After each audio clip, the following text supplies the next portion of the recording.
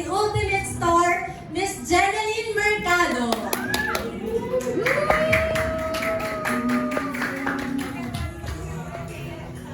Hi, Miss Jen. Hi. Nandito po muna sa mga... Good afternoon po sa inyong lahat. Hello. Nag-lunch na ba kayo? Gusto niya kayo? Tanghali po sa inyong lahat. Upo po kayo. Parang may meeting. Ayan, gusto ko pong bumate sa mga Dabawenyas. Okay na. Kamusta ka, Miss Jen? Okay naman ako. Ito, galing kami ng Manila. Fresh na fresh. At excited ako dahil ang tagal ko nang hindi nakakabalik dito sa Davao. Ngayon na ulit. So, happy ako na makita kayo. At excited na ako na mag-perform mamaya sa harap ng mga Davaoenos. Abangan namin yan. Ayan, kung excited ka, Miss Jen, excited na rin silang magtanong sa'yo. So, simulan na po natin ang Q&A. Sino pa ang gustong mag-umpisa? Ay, Miss may tulak kasi muna. Excited lang po talaga sila. Good afternoon, Miss Jen. I'm Valerie from the Best Streamers Online. My question is, do you believe in a time... Ay, kasi yung, yung series mo is romantic fantasy drama. Opo. So, do you believe in a time loop? And in your real life, sa career or sa family, ano yung time loop na gusto mong balikan at baguhin? Parang, sa akin lang, kasi personally, wala naman ako na-experience sa time loop. So, sa ngayon, hindi ako talaga naniniwala sa time loop. Kung meron man akong gustong ulitin sa buhay ko, isa sa mga palagi ko sinasama, kasi palaging tinatanong sa akin yan, gusto ko na makasama ulit yung mommy ko. You know? Siguro yun yung time na gusto kong ulitin sa buhay ko. Thank you so much. Thank you. Thank you so much, Miss Pat. Welcome to Davao, Mr. Angela. Thank you po. Sabi na ko nga, nagkakakuhan ng sumakoy sa'yo. Ay, Since salamat. malapit na po yung matapos na matapos ang bayani ng ating love Isang linggo na lang po. Opo. Na lang. So ano po ang abangan namin kay Angela, Bernard at Chloe? Abangan, Since you are a devoted and loving wife to Bernard at ang karakter mo kahit ang gusto mo nang magalit kay Bernard, andun ka pa rin, grabe. Ano yung mangyayari ang abangan mo? syempre, nangingibabaw pa rin yung pagmamahal ni Angela kay Bernard. Kaya talagang hindi siya bumibitaw. Abangan niyo kung malulusutan ba nila lahat ng problemang dumating sa buhay nila. Anong mangyayari kay Chloe, di ba? Kakabalikan na ba talaga ng tuluyan si Angela at saka si Bernard? Magiging happy na ba yung family nila? At magiging buo na ulit yung pamilya nila? Siguro yun yung mga kailangan nilang abangan. Since grabe ang pagsubok mo dyan sa karakter nyo, ano ang pwede mong ipamahagi sa ating mga viewers in real life, Angela? Maiksi ang buhay, so mag-enjoy tayo, di ba? Mahalin na natin ang isa't isa, huwag na tayo magdalawang isip na gawin yung mga gusto natin gawin. Kasi hindi natin masasabi kung ano pwede mangyari bukas.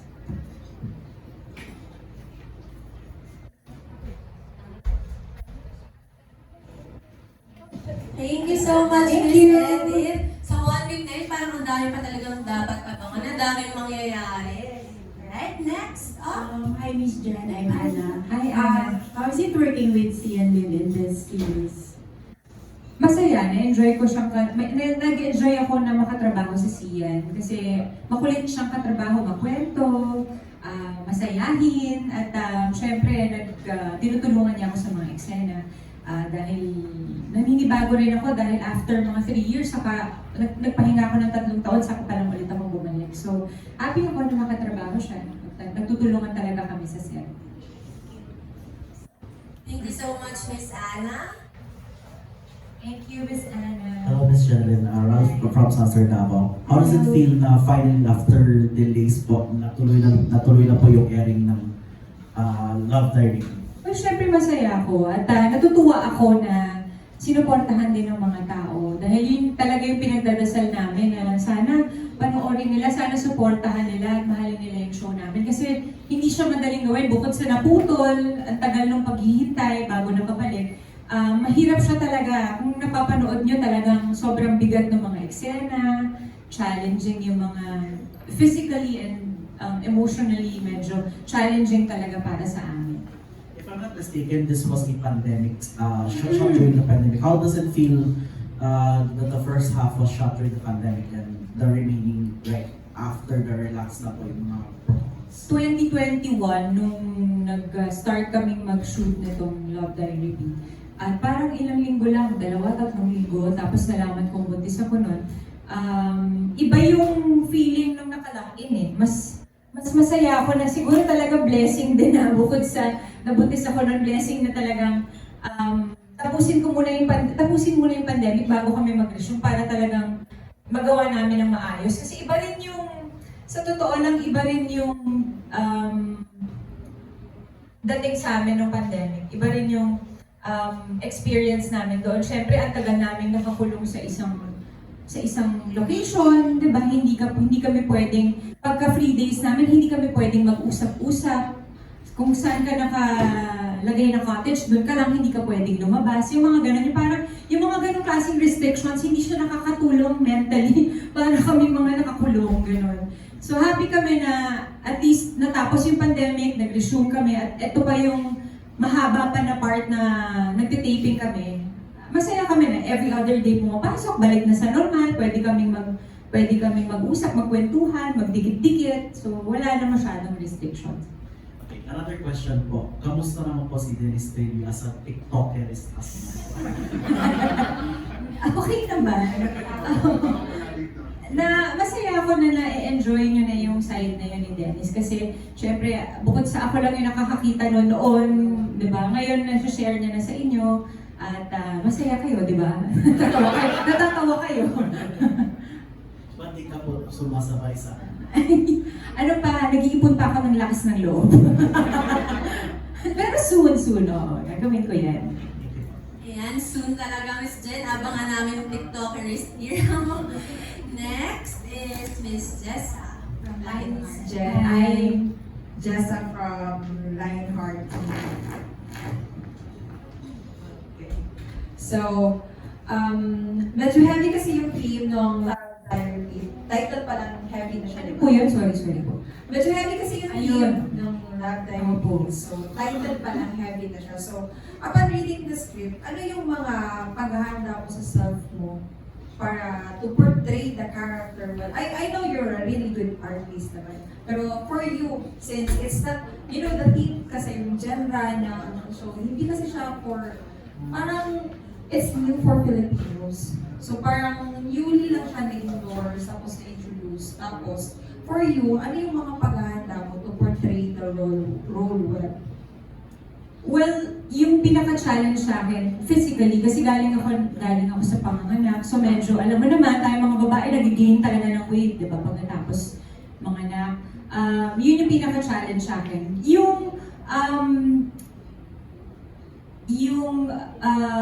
Sa pag-arte naman, pagdating sa pag-arte, meron din kaming, dumaan din ako sa workshop. Meron kaming kahit papano, sa set, nagkaroon kami ng acting coach para kahit papano yung mga nakalimutan ko ma-refresh, di ba? Makatulong din sa mga mabibigat na mga eksena, especially everyday tuwing magte-taping ako, talagang wala kaming masayang eksena. Puro talaga mabibigat, iiyak, breakdown, nagagalit, ganun, nag-aaway, ganun yung mga eksena. So, medyo dapat physically, medyo talagang handa ako, baon ako ng maraming tubig sa katawan, ganyan. Para mailalabas din ako buong araw. Ano pa ba? Malaking bagay siguro para sa akin na napaka-understanding at napakabait ng direktor namin. Tapos sobrang generous at matulungin yung mga co-artist ko. Kaya hindi rin ako masyadong nahirapan. Thank you. And kaya nga natanong ko yun kasi I think about your postpartum care. Kasi I was concerned about your postpartum blues because you know, we all know about it naman sa mga moms, di ba? And then, my next question is, if given a chance to have a project again together with Sian, natanong ko to sa previous artist, ano yung gusto mong genre? Siguro pagkatapos ng ganitong napakabigat na show, pwede naman comedy or rom-com, ganyan, with Sia, no? Para maiba naman. So, yung third question ko about ng Dennis, how do you manage yung mga comments? Like, kaninang umaga lang I scan the TikTok. Kasi may tinatag ka nila sa video, Jen, Naku, hindi ko na makita. Sorry. Tinatag ka, sabi na, Jen, pwede pa itago na yung charger. Pinutulan namin yung wifi. Tapos, tinatago ko yung phone niya paminsan. Ano lang, hinahayaan ko lang. Kasi ano naman at least, di ba, nag-enjoy naman tayong lahat na panoorin siya. Actually, sinasali na niya yung mga anak, yung kids. Oo. Kahit yung, di ba, first na mga videos niya, siya lang. Pinagtitripan niya na rin pati yung mga bata.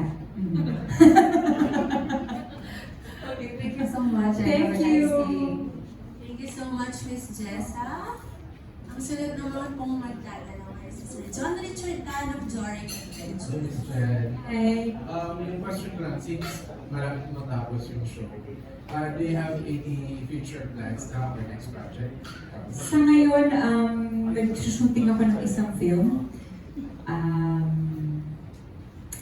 Hindi ko pa pwedeng sabihin. Tapos, so, soon mapapanood niyo yun. Tapos, gumagawa ako ng album under Star Music. So, yan, nag-recording na rin ako ngayon.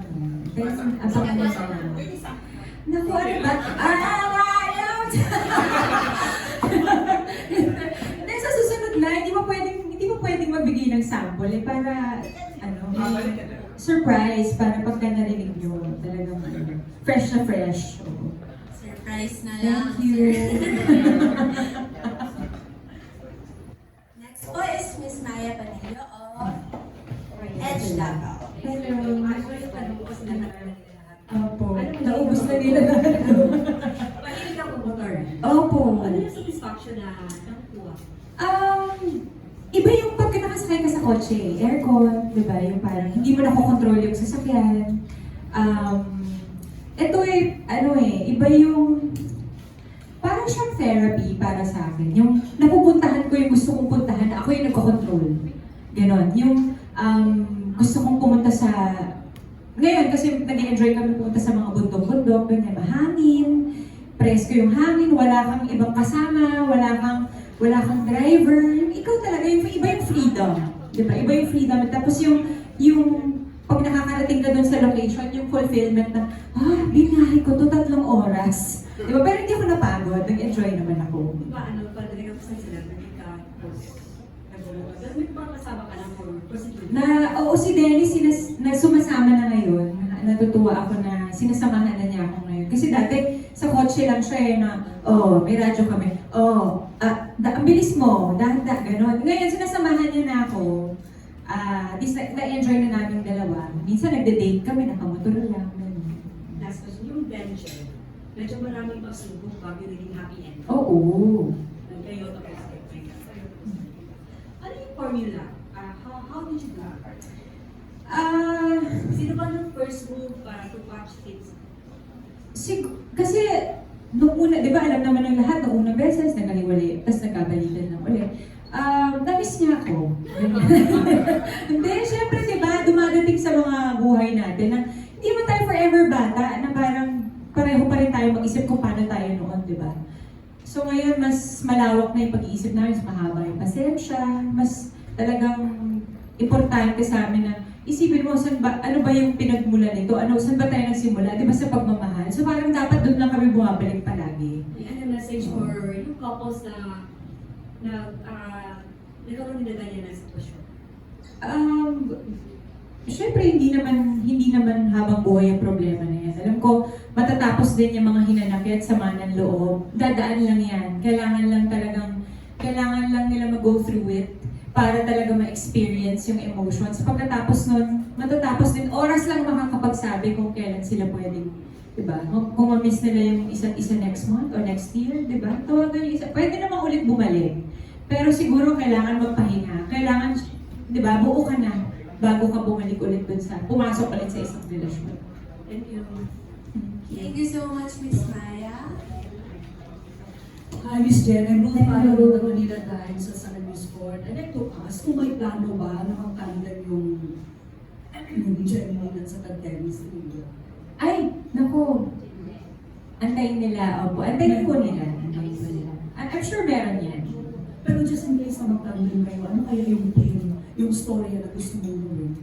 Kahit ano naman, basta kasama si Dennis pa, okay lang yun. May enjoy ko yun, tsaka napakagaling niyang aktor, so hindi ako mahihirapan. Magtutulungan kami dalawa.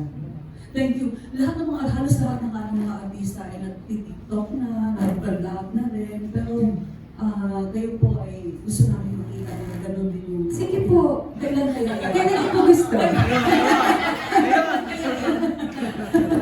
Ano yung ano kayo yung mga plano mo just in case mag-vlog kayo? Siguro gusto ko rin yung masaya, di ba? Para pagka pinapanood mo naman yung isang video or content, di ba? Matutuwa rin yung mga tao. Ang dami nating problema para mabawas-bawasan naman ang problema ng mundo. Di ba? Thank you. Thank you so much, Miss Ruth. For the last question. Ulit, Miss Jen. Hello. And since I-mentioned po kanina yung sa inyo ni Dennis before, siguro we would like to ask advice na lang din. Pakipagbalikan sa ex, is it a green flag or a red flag? Para sa'yo. Di ba kung red flag, sasabihin ko parang napaka-antipatid ako naman, di ba? Kayo, bahala kayo. Kung saan kayo masaya, di ba? Okay na yun. Kahit ano. Okay, nasa sa inyo naman yung desisyon eh. Last question po. Last year, GMA Eligias had an historic collaboration with Unbreak My Heart. And I've heard na meron another collaboration between the two. Are you open, or if given the chance to join in that historic collaboration? Oo naman. Bakit hindi? Anong genre, if ever? Kahit anong gusto nila, mamimili ako dapat yung decision. Hindi, kung ano yung gusto nila, bakit hindi? At kung kukunin din nila ako doon. Sige, happy ako na gawin yan. Thank you po. Thank you so much po, everyone. There